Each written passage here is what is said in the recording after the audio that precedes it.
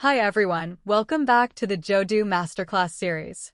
Today, we are diving into the trigger nodes and automations. Jodoo supports three types of trigger nodes: form triggers, scheduled triggers, and HTTP triggers.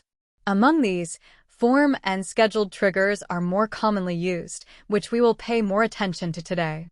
Form triggers are activated when data in a form changes, such as additions, deletions, modifications, or changes in process status, e.g., workflow completion or flow changes.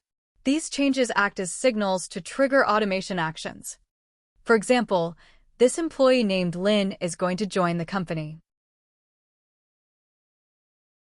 After HR makes the final confirmation yes, the onboarding process ends. Then, Lynn's employee profile is automatically generated. The completion of the onboarding process serves as the trigger signal. Then let's talk about scheduled triggers.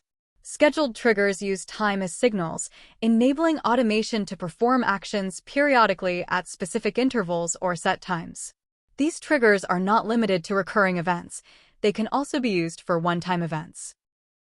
For example, we have a performance appraisal workflow form for team leaders every month. Via automations, it will be automatically sent to team leaders monthly. To configure it, in the automation setting page, we can set the trigger time as trigger by custom time, starting from 2025, October 17th at 14 o'clock and trigger once monthly. Then we click the add icon and set add one record to performance appraisal workflow. Now we can see the team leader Erica has received the appraisal form at 14 o'clock, and she can assess her team members. Lastly, let's skim over HTTP triggers are used when the signal comes from an external system. The HTTP trigger is often used to instantly write external information back to Jodoo, which ensures seamless integration and up-to-date information across systems. And that's it for today's tutorial. Now you know more about the trigger nodes of automations.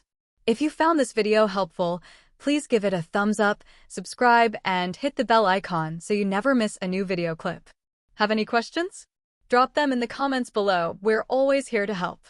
Thanks for watching and see you in the next video.